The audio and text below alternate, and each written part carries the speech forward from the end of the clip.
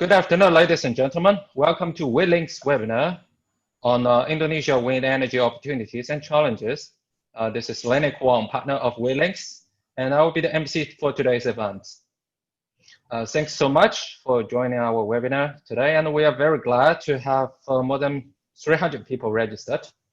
And I would advise that all the people that may mute, I'm sorry that we have to mute you all and to keep this event running well.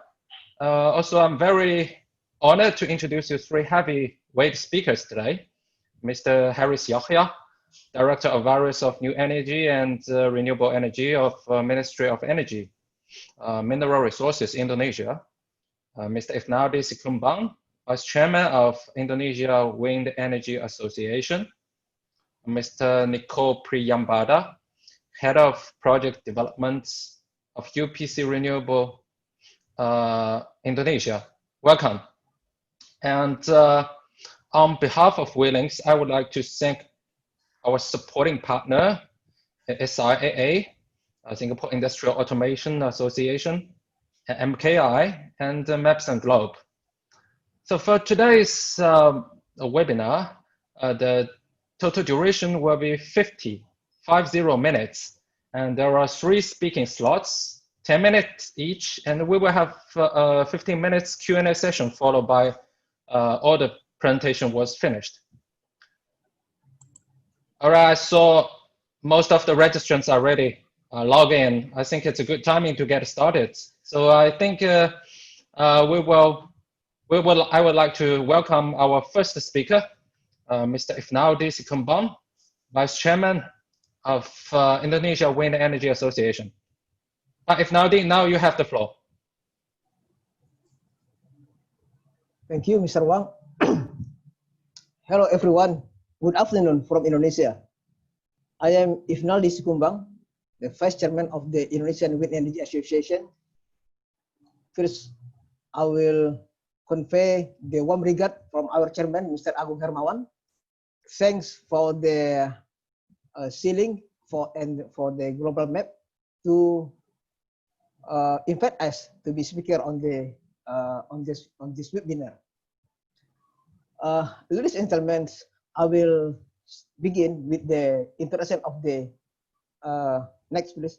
I will begin with the introduction of the Indonesian Wind Energy Association, and then we will continue with the wind power performance in Indonesia, and then continue with opportunities, and we will finish with the challenges and conclusion. Next, please. Next. Now, the Indonesian Wind Energy Association is a relatively new association in Indonesia. Established in 2014, we have 4 category members, from a developer wind power of the IPPs, from wind turbine manufacturer or wind component, and then the third one is from contractor and services, and number 4, whatever parties who related, who interest with the wind power, please welcome. And then the 5th category is the 4 above categories without Indonesian legal entity, so they become our anggota kehormatan, anggota luar biasa. Please, next please. Now we have 14 members. One of our members is UPC, also become the next speaker. As you see, we have the complete member actually from the IPP, from the contractor, from the services, also from other company. Next, please. Okay, this is we come to the section wind power performance in Indonesia. Next, please.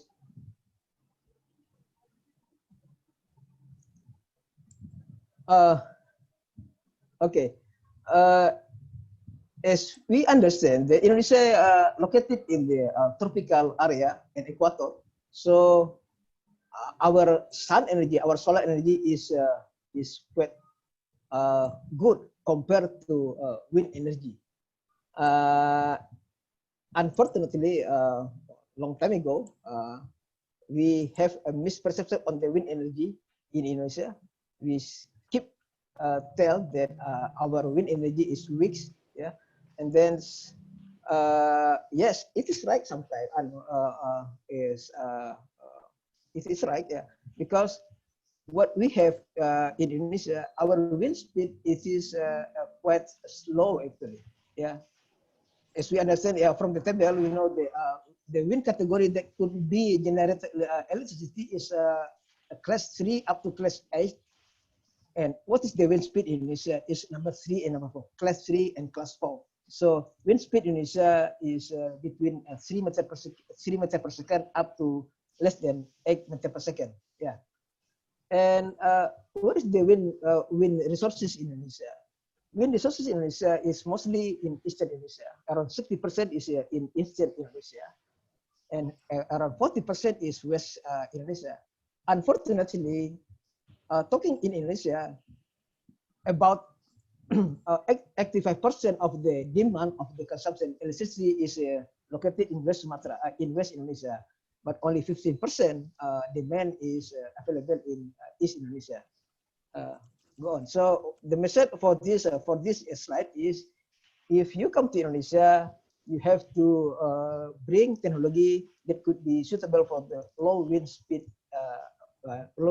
area. Next, please.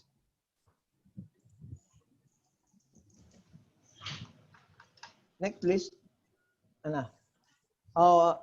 Finally, on the first quarter of 2018, SIDRAP, the first wind power plant in Indonesia operated. Yeah, in 2018. In 2018. So just 2 years. Yeah. There are some detail on the SIDRAP here. And then I think I don't need not to go to detail. Go on. Next, please. Next, please. Next, please. Next, please. Okay. Now, no. Sit up. Yeah. What we want to say, what we want to go, what we want to explain to you about the SIDRAP link. One slide back to the previous slide. We're still on the SIDRAP. We're still on SIDRAP. Please. No. Yeah. This. The one. Okay. This is the positive news on the operation of SIDRAP in Sulawesi. SIDRAP already operating into 2 years and 2 years and 3 months. Yeah, they already produce 550 gigawatt hours power. Yeah, and then in 2019 they produce more compared to 2018, and then also regarding the forecasting, which is related to stability system, forecasting 2019 is also better than 2018. Please go on. Next slide, please. Next slide. Nah, this is the second power plant in Indonesia. Wind power plant in Indonesia, PLTB, IPB Tolo, Jeneponto. This operating in second quarter in 2019. Yeah, just 1 year. Yeah, just 1 year. This the actually the PPI is 60 megawatt. Yeah, and then again we will go to the we want to elaborate on the next slide. Please, please to the next slide. Next slide, please. Yeah, next slide, please. So, what kind of performance that we bring by Tolo wind power plant in the first years? Yeah, see here, this power plant powering 160,000 houses annually, and then they reduce emission carbon 220 kiloton, and then they also save the water compared to coal power plant. And then for the benefit economy, there are many, there are many items that we can elaborate here from the local employment, the and then also the indirect job, indirect income, and then so this is also the Tolo and Sidrap also create the tourism, create more, create kind of the multiplier economic effect on that operation. Next, please. Next, please. Next, please. Next, please. Okay. I believe we have the same perception. 2 years ago, when we talk about the wind power plant in Indonesia, we always talk about the intermittency, instability, and then many negative things. We are talking about the wind power plant. Yeah, but after 2 years operating wind power in Indonesia, particularly in South Sulawesi system, and then the PLN South West Sulawesi system said that with separate improvement steps, Sulawesi can still receive more intermittent generator.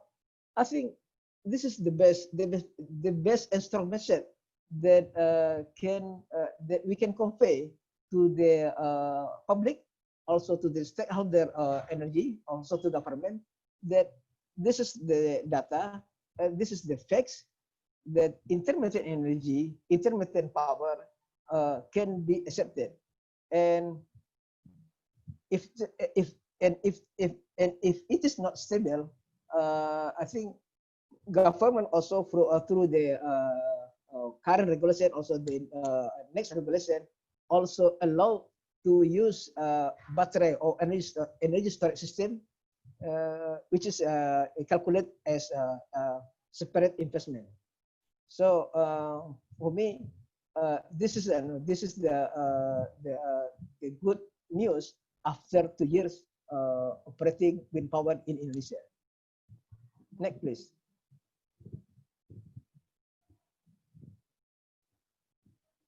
Next, please. So opportunity. So if you're talking of opportunities in Indonesia, once the domestic driven is come from government, because government keep with their plan to reduce the emission carbon. One of the strategy is to increase the capacity of the renewable energy power plant, including wind power plant. Now, we can see here, we have actually this year there is a plan to tender 7 IPP power project, but it's pending due to COVID-19. And then the second one, on RUPTL, we can find the almost 1.6 gigawatt, actually 1.4 gigawatt wind power project. Yeah, it's already mentioned on the RUPTL 2019-2028. And if we go to the master plan of national energy, we will find the 1.8 gigawatt target by 2025. And how big our resources, wind resources. One of the calculation said that Indonesia have at least 60 gigawatt wind potential. It is measured for the wind with wind speed 4 meters per second up at 5 meter height. Yeah. Okay. What is the other opportunity? What is the other opportunities? Yes, of course. In Indonesia, we have the big scale. We have the big system, like Java, more than 30 gigawatt. But also we have the small system, less than 1 megawatt, even less than 100 kilowatt in the small islands of small village. Now, so second one, we have another opportunity for small scale, particularly for Eastern Indonesia. This is priority powering by wind power. And then there are some special applications that can be use wind energy in some ministers. Yeah. And second one, is there any opportunities for wind offshore? Of course, the answer is yes, but there's no regulation so far. Yeah, no regulation so far. But I believe some businessmen will consider to enter a business without waiting for the regulation first. Because if you can give proposal to government and then you promise that and then your electricity will be electricity that you will generate it cheaper and compared to the other, compared to the existing, I think government will come to every proposal like this. And then what is other opportunities? Of course, because the government already opened for the application of the battery energy storage system. So this is also another opportunities, and also for the smart grid. And what else? I think number one regarding for the emission reduction carbon, and the second one, as we know, there are almost 13 gigawatt all fossil power plant consists of the diesel power plant, coal power plant, and coal combined power plant. Yeah, that will be replaced by renewable energy power plant. Yeah, I think these are all of the opportunities. Next, please.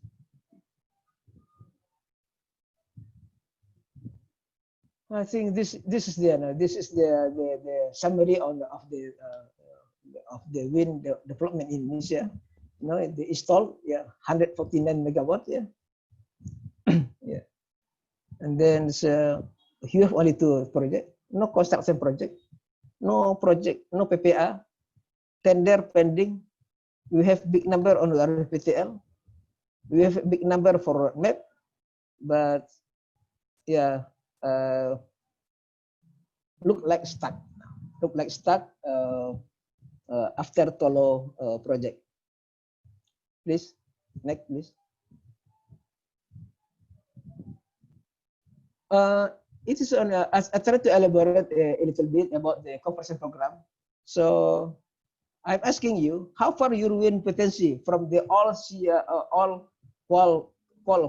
fire power plant and coal combined cycle power plant? If your wind resources not too far from one of them, from the all, you might try. Yeah, even there is no guiding so far. Yeah. Yeah. Okay. This is almost 11 gigawatt. Okay. Please come on.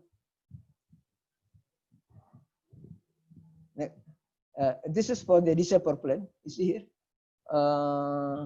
If you are the interest with the small scale wind power, you might try. You might review this list. Yeah, there are more than 2,200 diesel power plant, all diesel power plant, which is the total 1.8, 1.7 gigawatt. Yeah, could be potential to be replaced by wind power as long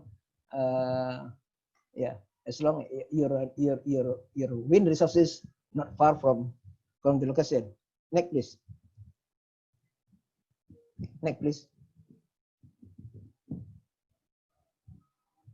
Next, please. See the table. Around 30. Back again. Yeah. Please consider it. Around 20 or 30 nearby all diesel power plant. Maybe have total capacity above 20 megawatt. Maybe I think 20 megawatt could be considerably economically, considerably quite is enough size to be developed by wind developer. So it is only the question. Yeah. Hopefully the wind communities, wind business player can take opportunity on the conversion program. Next, please.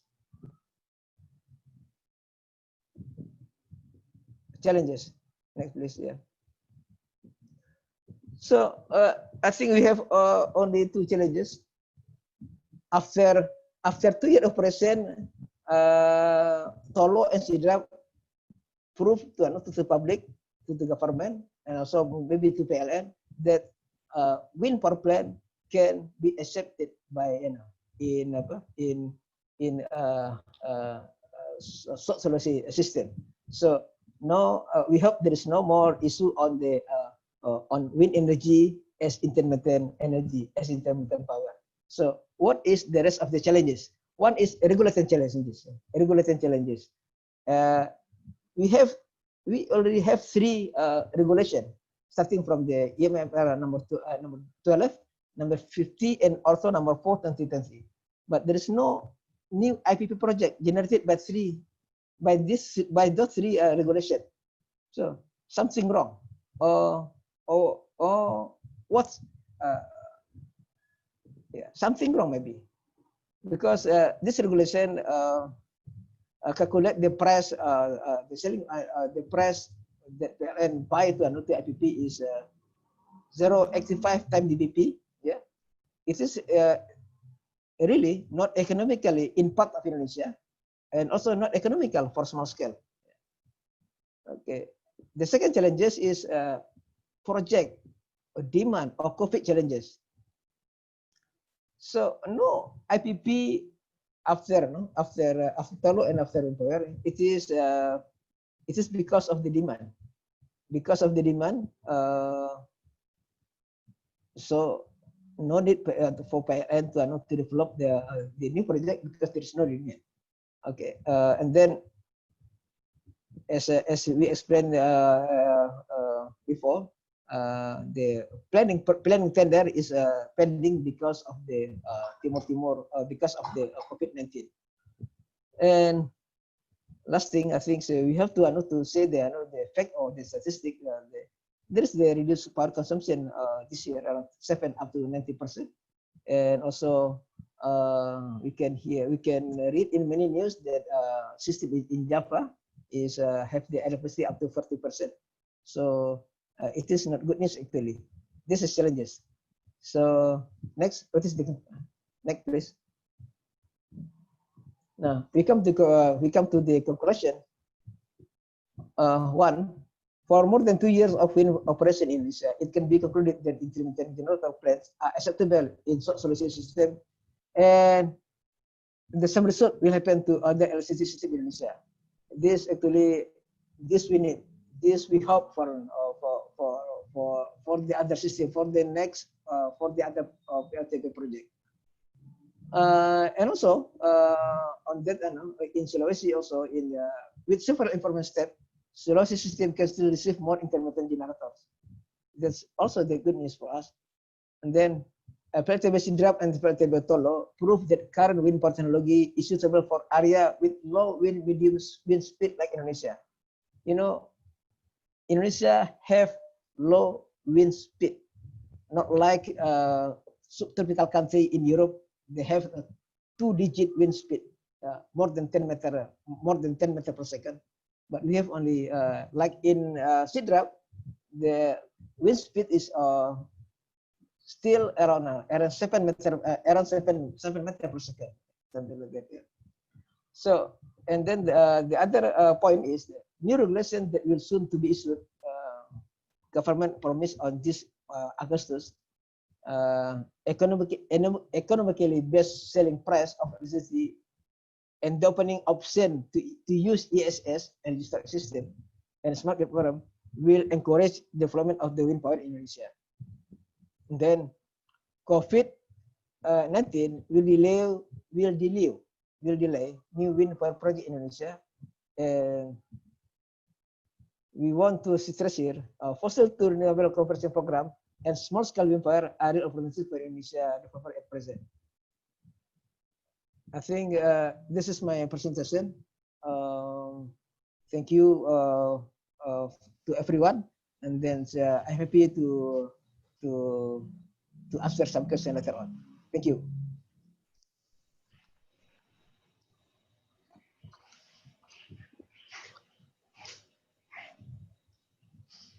All right, thank you very much. Terima kasih. Thank you very much, Pak Ifnaldi. I think it's very informative presentations, and yeah, I think we got a few questions from the floor, but I will leave it till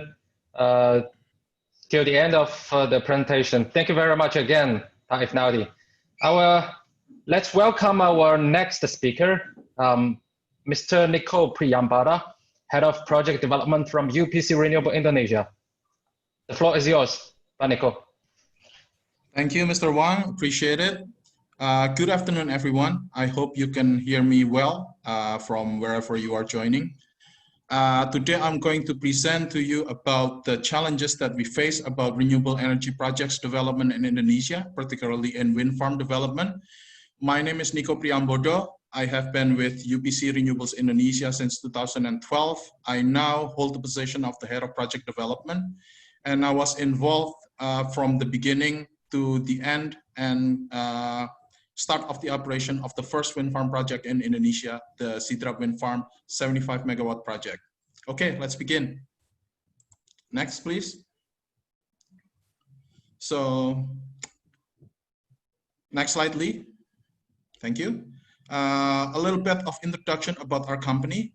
We have a mission to be a leader in the global transition to renewable energy by delivering cost-effective, clean energy solutions, supporting local communities, conserving our environment, and energizing a sustainable world. We are pioneering and leading renewable energy developer in the Asia-Pacific region with over 20 years of global experience and a proven history of being successful early entrant in new markets and tackling complex projects. Next, please.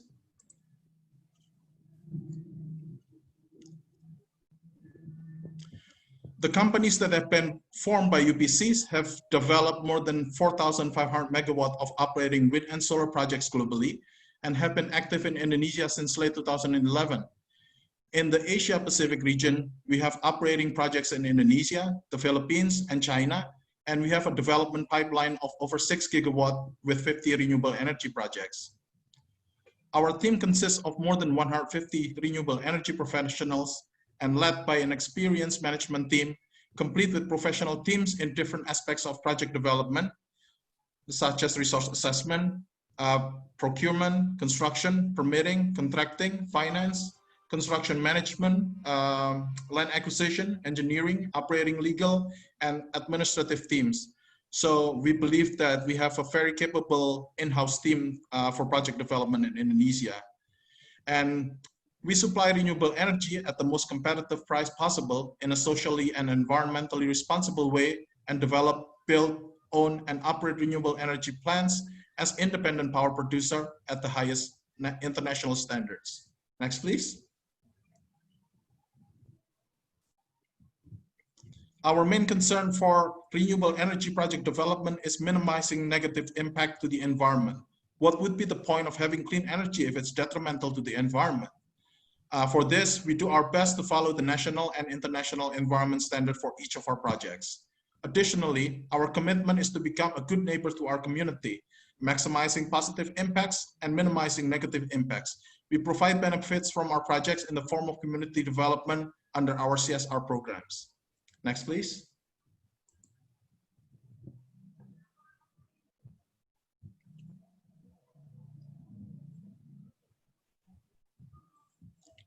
As the first successful wind farm developer and operator in Indonesia, we have project development capabilities, hands-on engineering, local market expertise, construction expertise, and operation and management expertise that has been proven with the operation and construction of the Sidrap Wind Farm 75 megawatt. Next, please.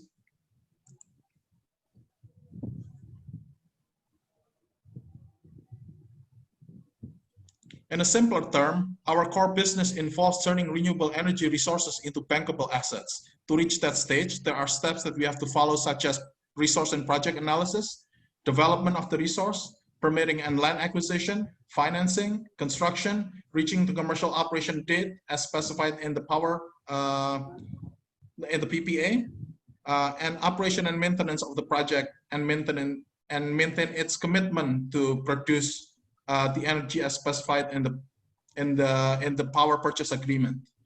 Next, please. In this next slide, I'm sharing about the production of the Sidra wind farm 75 megawatt. As you can see in the graph, there are two very distinct seasons of production, showing the low wind season from January to February.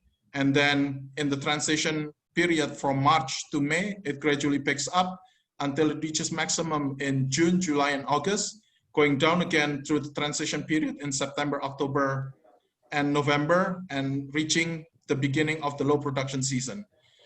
We have a budget based on the forecasting to produce power, but in the different seasons of the year, there are variants to the production budget, which is usually happening more prominently during the transitional period. Next, please.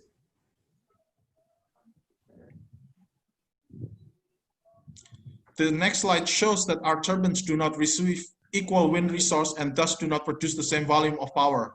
As you can see, the December year-to-date power generation makes up a very small portion compared to other months that makes the whole year's power production. Our wind farm is running very well and now exceeds our expectation. Year-to-date plant availability is now at 98.01% versus the 97% projected. Year-to-date wind speed is slightly higher than our P90 projection. And since the start of the operation in April 2018, we have produced over 550 gigawatt hour of electricity power. Next, please. So now we come to the slides that would be explaining about the challenges and hurdles that we have to overcome in the development of wind farm projects in Indonesia. There has been a bit of different regulations that we have followed during the development of the Sidra wind farm to 75 megawatt project and the new wind farms and other renewable projects that we are developing right now. So reflecting back in the development of the Sidra wind farm project, the process is quite different because we're following the government regulation number 14, year 2012, on provision of electricity power. Based on this regulation, any independent power producer or IPP can solicit or propose renewable energy project development proposal to PLN, the state utility company that will buy the power from power plant producers. And if approved, then the project will be registered in the National Electricity Provision Plan, and then a negotiation based on B2B open book negotiation to determine the PPA tariff will be open with PLN to finalize the PPA tariff. But since 2017, there has been a new regulation in place, which is the Minister of Energy and Mineral Resources Regulation number 50 year 2017 on utilization of renewable energy for electricity power provision. All of renewable energy projects now have to go through tender, so we cannot solicit or propose project directly to PLN. The tender price is capped based on a power generation cost for different regions in Indonesia. If you're developing in a certain region and the regional power generation cost average is higher than the national average, then the maximum cap tariff will be 85% of the regional power generation cost. If the regional power generation cost is lower than the national average, then the PPA tariff can be negotiated with a maximum number equal to the national power generation cost. And then in 2020, a new regulation was issued to update the regulation number 50 year 2017, where expansion projects can be procured via direct appointment, although renewable energy projects that are intermittent in nature seems to be excluded. So there is a different interpretation to this, and we need help from the national stakeholders to confirm which would be applicable. Right now, there's a draft of presidential regulation on renewable energy electricity power purchased by the state-owned company or PLN. Direct selection will be eligible for projects up to a certain capacity, and fit-in tariff will be given to those projects that fall into that category. And then those projects will also be given an incentive factor based on different locations in Indonesia. For example, projects located in the eastern side of Indonesia will have a higher incentive factor compared to projects in the western side of Indonesia or Java. In addition, any other projects with capacities that exceeds the capacity eligible to receive the FIT will have to undergo tender, although the incentive factor for the different locations will still be applied. Battery costs will be excluded from the PPA tariff in this new presidential regulation draft. We have a question regarding the clarity of the procurement process for wind farm projects in Indonesia, as which procurement scheme will be applicable for future projects, as there seems to be a bit of a transition while the old regulation is still in place and the new regulation is still being drafted and not yet finalized. Next, please. The next slide talks about the clarity of permitting issues, especially under the online single submission system. The online single submission system, or OSS, was a system introduced in 2017 to streamline the permitting process, to make it easier, to make it simpler, and to make it quicker.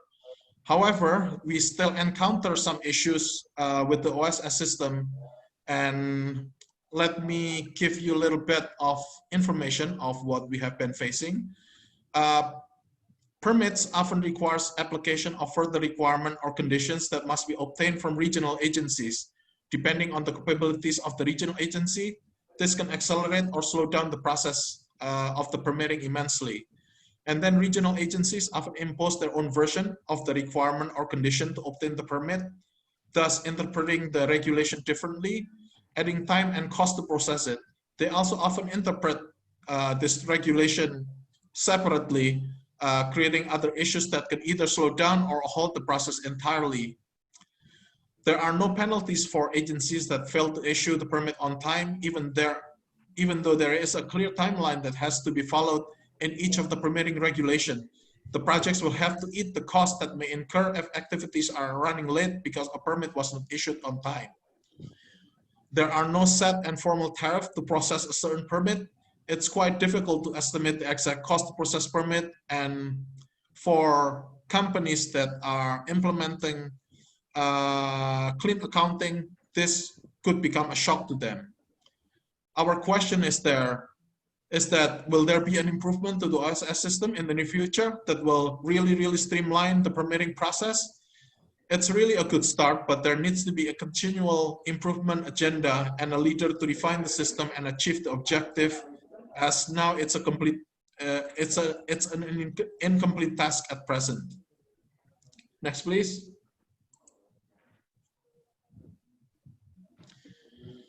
The next one would be land acquisition process, because for companies or people that have been developing projects in Indonesia, this has been the most challenging part of project development in here.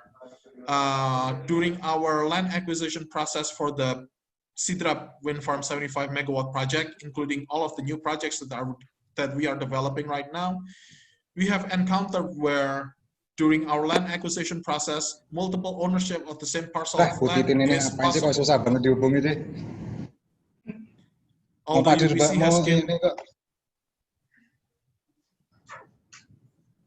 Although UPC has gained possession of the formal certificate, there will be claims from other parties for the ownership of the land.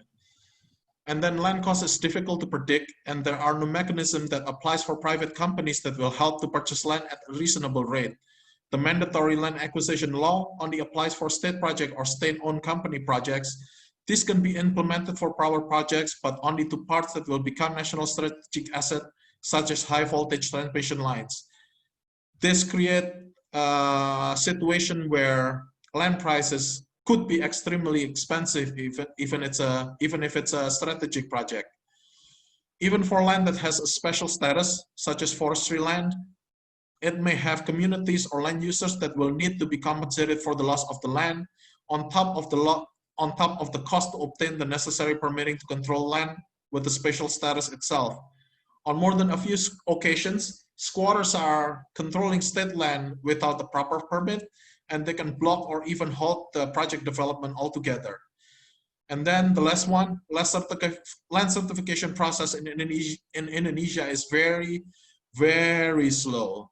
6 months is the quickest, and that is if you're lucky. So our question is that, can this situation be improved for the future? Again, we need a leader to refine the process. In the Western world, the standards is for full land register and then transparent and visible to all, clean titles and transferable assets, and precedents for fixture and fittings, because land certification is one of the main requirements to reach financial close for projects. Next, please. And then this is where we are now. As I have shown in the previous slides, the wind farm, the Sidrap wind farm, 75 megawatts production has exceeded its expected parameters, and operation are performing to the very high mechanical productivity. Budgets and forecasts becomes more and more accurate as we learn of the wind farm's resource. UPC has planned to use the momentum from the completion of the Sidrap wind farm 75 megawatt project to build other wind farms and renewable energy projects in Indonesia, banking on the experience and resource gained from the Sidrap wind farm 75 megawatt completion, continuing with the Sidrap expansion wind farm project, and capitalizing on the availability of heavy equipment and experienced manpower that is still on site from completion of the previous construction, and then try to move forward to other sites, such as in Sukabumi or other projects. Unfortunately, although the price has been agreed by the Minister of Energy and Mineral Resources, we have not been able to move forward for construction of the Sidrap expansion project, as the decision-making stakeholders are having dissenting interpretation of the electricity regulation on the procurement process, and we await the clarity of the process to achieve a power purchase agreement. Thus, at the moment, we can say that our development is currently in limbo. Our momentum has been slowed, and the situation has been made much worse with the advent of the COVID-19 pandemic in the start of 2020. Next, please.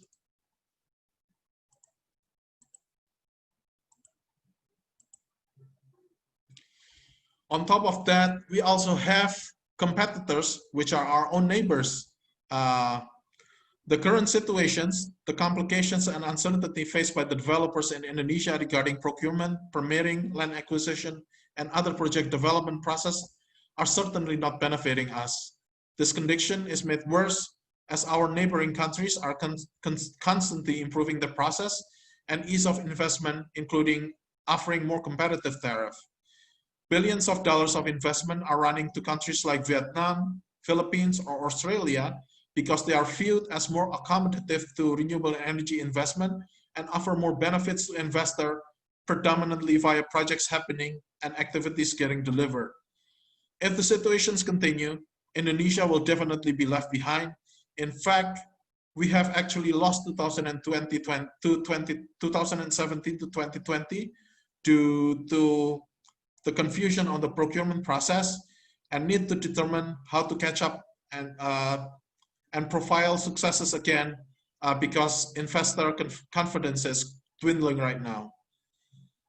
The commitment to reduce carbon footprint, mitigate greenhouse emissions, and suppress climate change under the Paris Agreement 2015, and then the target to achieve 23% renewable energy mix in the fuel for national energy power in 2025 will definitely be more difficult to achieve under these conditions. So our question, is this a platform for urgent and decisive decision, or our ship is sinking in Indonesia?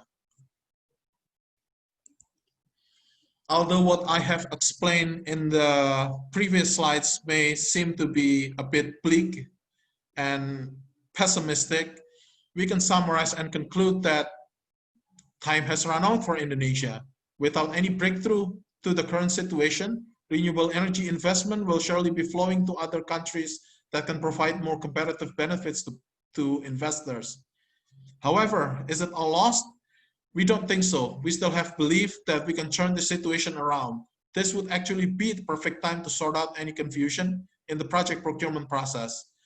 If the project procurement process could be sorted out in the next 3 to 4 months, and then developers like UPC will only need to deal with matters that are less critical, like permitting and land acquisition, that can be further sorted out as the process moves along. Projects that are ready to go and backed by proper investment should enter PPA signing. This will provide the necessary stimulus to keep the investment coming and maintain the economic growth that has been slowed down due to the COVID-19 pandemic. If all of this can be achieved, we believe that we can regain momentum of wind farm development in Indonesia and contribute in building a sustainable and long-lasting industry. So we have come to the end of my presentation. Sorry, Pak Lee, next. Thank you for your attention, and my apologies if I wasn't providing very clear explanation to my presentation. Thank you, everyone.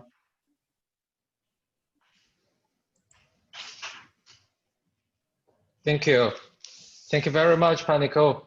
Very interesting presentation, and I think we are facing a lot of challenges for the Indonesian wind markets. But I think the determination is of course that we can solve that. Not only Indonesia but neighboring countries and the whole world are moving for greener planet and also renewable energies. Yeah. So before we go for our final speaker, Mr. Haris Yahya, I think that we have so many questions from the floor. I may pick. I'm sorry that we may not able to answer all of them, but actually I want to pick a few of them, and to Pak Niko and Pak Ifnaldi, if you may answer and share your comments on this. Yeah, we have a question from the floor. For wind farm, what is the minimum scale of megawatt to build, and which will be attractive and economic for private company IPP? And I think, Pak Niko, you may share some of your comments on this. Yes, correct. So depending on the current applicable set of regulation, since we have to undergo through direct selection process or tender to develop a wind farm, we believe that anything over 50 megawatt is required to make an economic project in Indonesia based on the current cap of tariff. Because I believe under the applicable regulation that follows the power generation cost for different regions in Indonesia, it will be different if a regional has a power generation cost or PPP rate, which is higher than the national rate, then the maximum tariff would be 85% of that rate. And if a region has lower PPP compared to the national rate, then the developer in that region would be allowed to negotiate that price up to the national level. I think the PPP rate from 2018 is still applicable right now, and will be different tariff implemented for different regions in Indonesia. Great. Okay. Interesting. And one more question is how you see Indonesia market for wind PPAs? Ifnaldi? Yeah. Would you like to share some comments on this? Indonesia is a land of the almost more than 200 electricity system. Starting from the biggest one, Java, Madura, Bali system, it is more than 30 gigawatt. But you will find the small system, less than 1 megawatt, and also maybe less than 100 kilowatt. Like Bangka Belitung is only around 50 megawatt, yeah, something like that. Now, so whatever size is available in Indonesia. Yeah. If you want to want to play the big size, the big scale, you can go to Java system. You can go to Sumatra system maybe, and then you can develop 50 megawatt, 70 megawatt, 100 megawatt even. But if you are playing on the small scale, now you can go to Eastern Indonesia. Yeah. Eastern Indonesia, there is an island, a small island could be only 1 megawatt system, maybe 2 megawatt or 5 megawatt, 10 megawatt, and so finally, which one is economic is back to nature of business of the IPP of the each developer. If they want on only the big size, of course, they are like Pak Niko said, they were looking for the 20 megawatt up or 50 megawatt up. But we believe there is also some company which will interest with the small scale wind power, because only in country like Indonesia there will be the small scale wind power project, and with new regulation, government promise whatever project will be economically will provide with the economic price. That's for me. Great. Okay. Yeah. Right. So, okay, here you have one more question. Are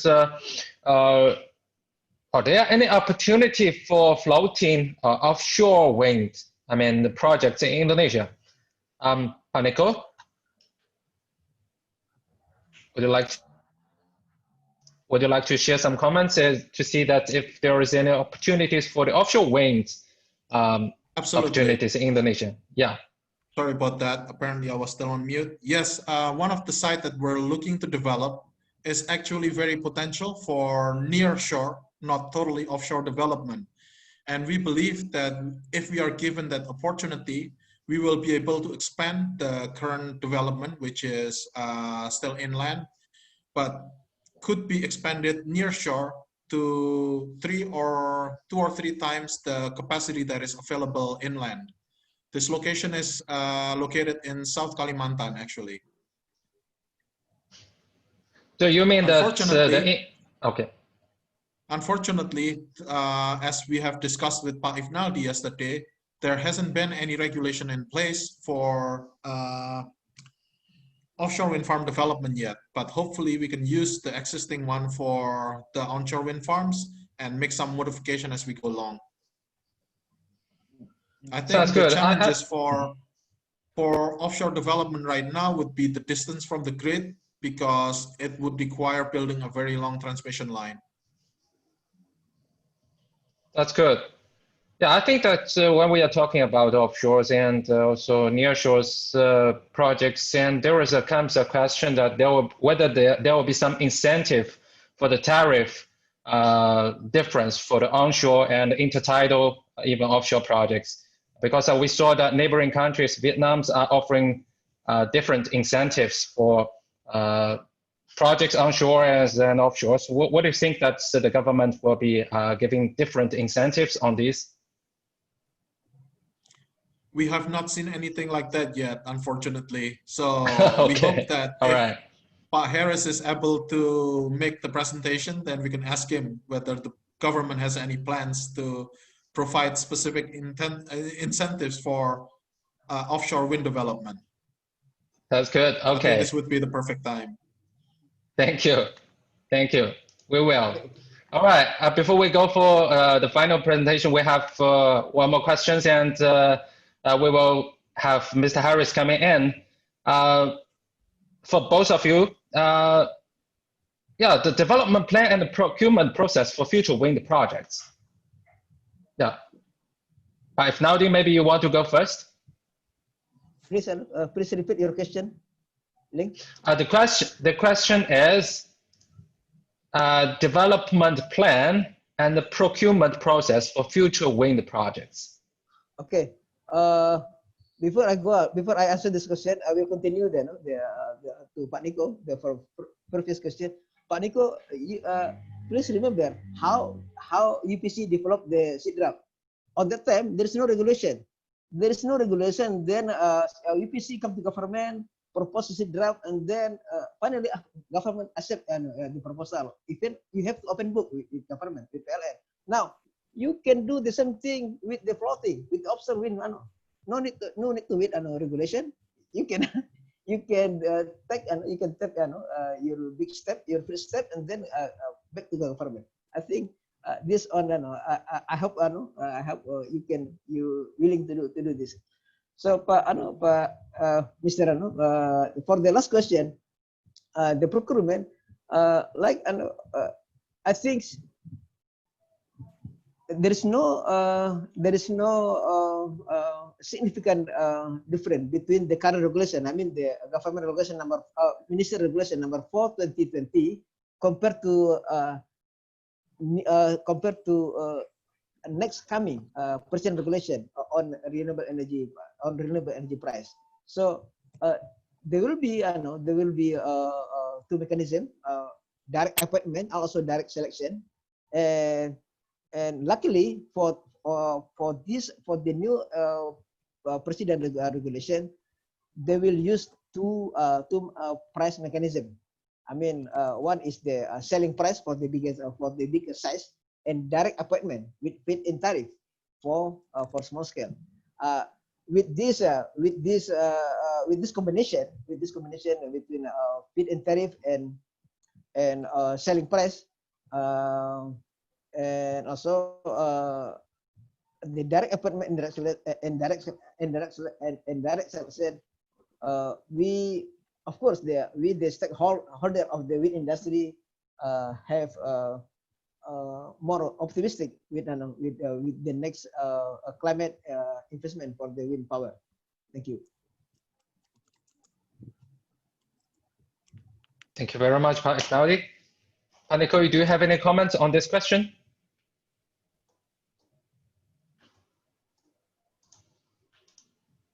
I think right now we need a clarity on the procurement process, Lee.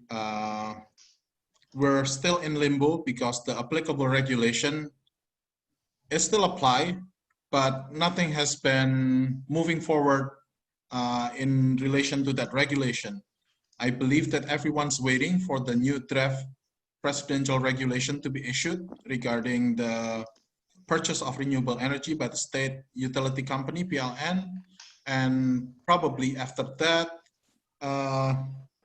everything will start moving again in the field of renewable energy development, particularly wind farm and solar project development in Indonesia. However, there is a bit of how do you say, of a complexity that we face in regard to that presidential regulation, because as I have explained before, we have started project development from 2015 in tandem with the development of the first wind farm in Indonesia. So we've already developed the expansion of that project, even though that project hasn't been finished in construction. We have, I believe that there are developers that have spent investment in developing projects in Indonesia, but if the new project procurement system requires all development to go to tender, then it would create risk, because the developers that are already doing investment in Indonesia, they are not getting a certainty that their investment will be rewarded with a PPA. So that's the complexity and confusion that we are facing right now. We believe that projects that has already been in development and already backed by an investment institution should be given the chance to go ahead and start construction rather than having to go to tender process all over again. Thank you very much, Niko. Okay, sure. Thank you very much, gentlemen. And right, I think it's we are a little bit over time. I'm sorry that, but we have to wait. Welcome our final speaker, Mr. Harris Yahya, but unfortunately he is engaged now. So we have from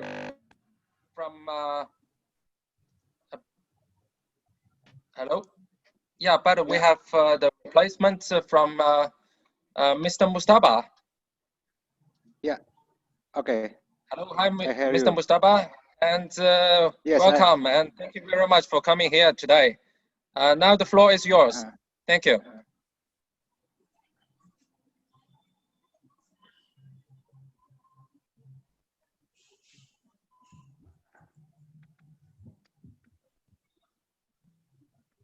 Yeah. Ini Thank you. gimana You may ya go caranya? ahead. Can you hear me? Yes, yes. Okay. Yes. Yes, sir. Previously, previously I apologize because at the same time Pak Director has had a meeting with my minister and asked to me to give a short presentation. And thank you for the opportunity to given to me. Let me give a short presentation related to wind energy in Indonesia.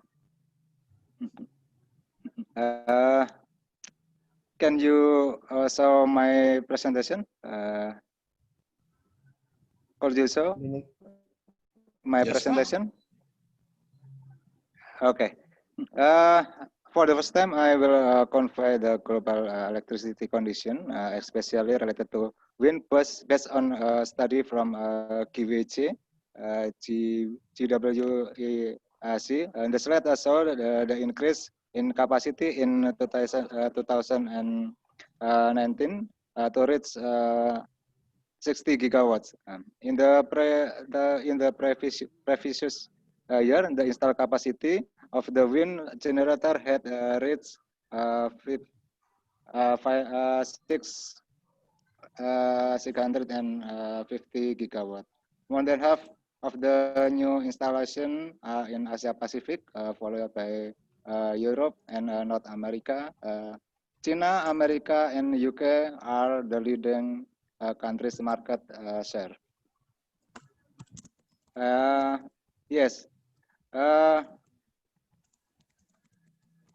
In this slide, the slide describe the study and prediction from IEAI, which mention the impact of COVID on global electricity.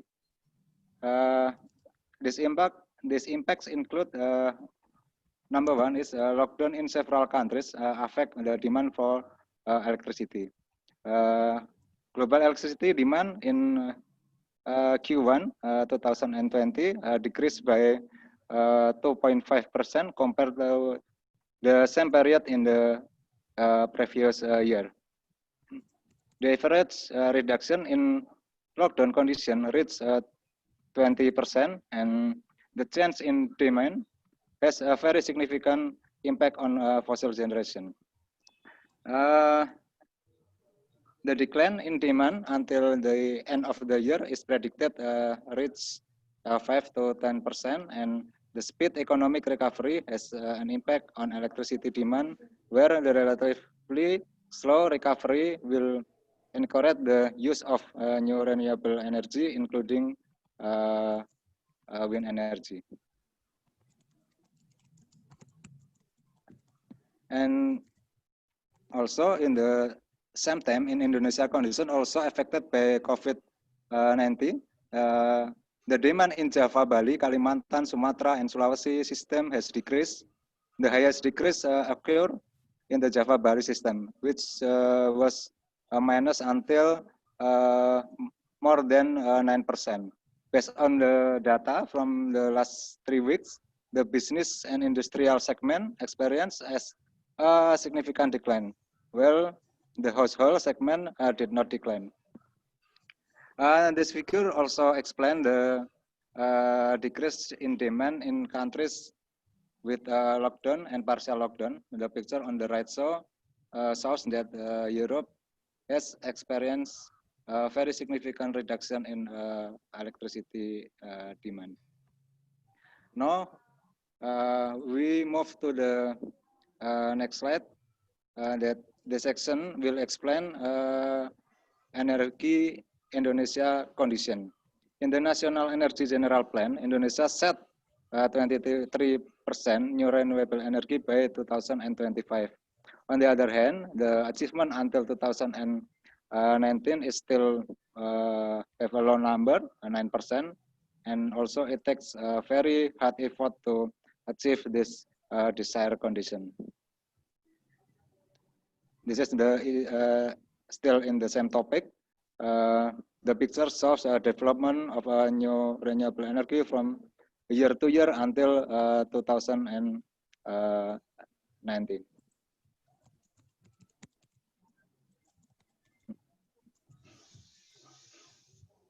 Yes, this is also the distribution on its NRA, new renewable energy generation. It can be seen that the NRA capacity of wind grow significant in 2018 with the operation with generation in Sidrap, South Sulawesi. This is followed by the Tolo wind generator in the same province.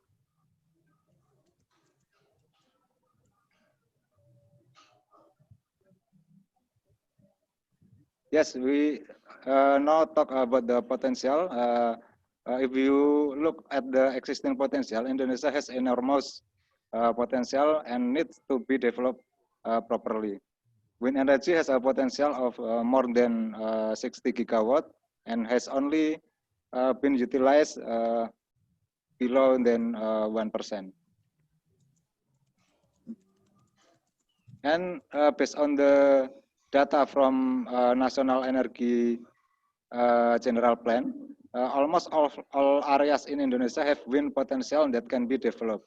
In South Sulawesi itself, where the Sidrap and Tolo generator operate, they have a potential more than 4 gigawatt.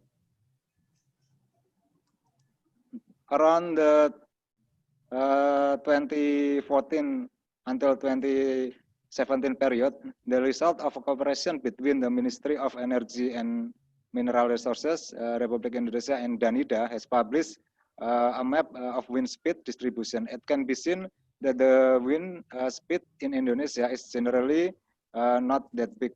Some that have a great potential appear to be in the Sulawesi, Banten, and West Java area.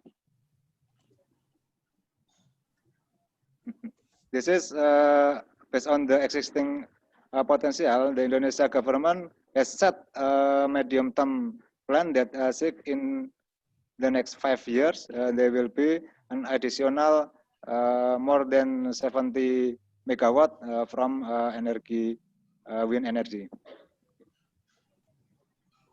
The following slide is a detail of on the development of wind energy that is as expected from the RUPTL of PLN as the one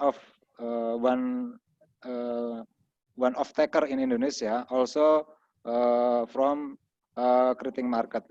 In the upper number is from RUPTL that developed by PLN, and in the below number is from new creating market that we expected can add the total capacity outside the RUPTL.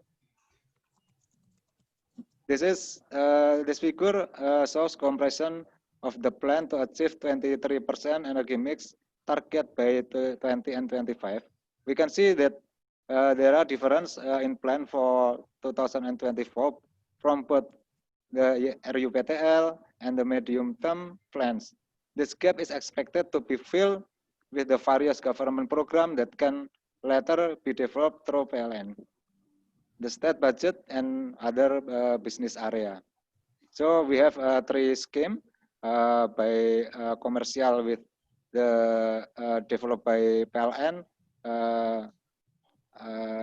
and number 2, and the second is by state budget, and we also can give the special business area to the developer that make integrated and can develop one area by renewable and follow the demand that they created. This is existing regulation.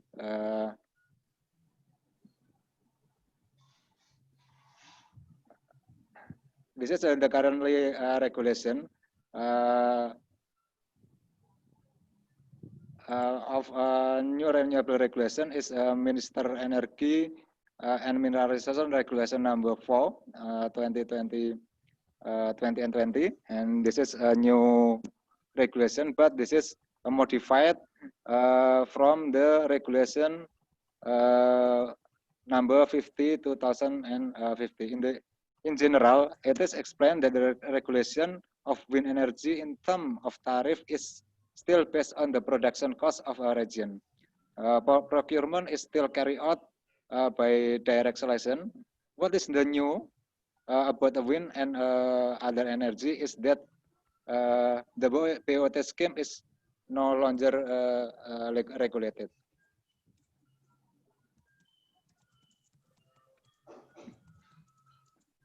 So in the last slide, I will show the challenging and effort wind energy development in Indonesia. Some of the challenges faced include the one is potential and demand are scattered and often small in scale, especially outside Java. Intermittent problems are still one of the obstacles, limited infrastructure and transmission network of PLN, limited access to funding, and the last thing we are experiencing today is decrease in demand due to pandemic. The Indonesia government is trying to create a new renewable energy development climate to be attractive to developers. Currently, the government of Indonesia is drafting a new regulation for the development of new renewable energy. The regulation is outline presidential regulation and expected to be able to overcome various obstacles. This regulation basically regulates tariff, procurement mechanism, and government support for new renewable and new renewable energy development.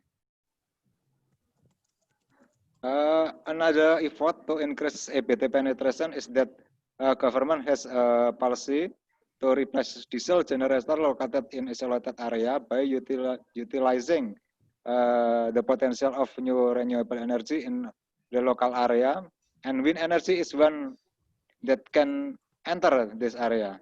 Currently, diesel generation in Indonesia reached 2.6 gigawatts, a huge potential for new renewable energy development. This is our short presentation, and I will give the time to you, Moderator. Thank you.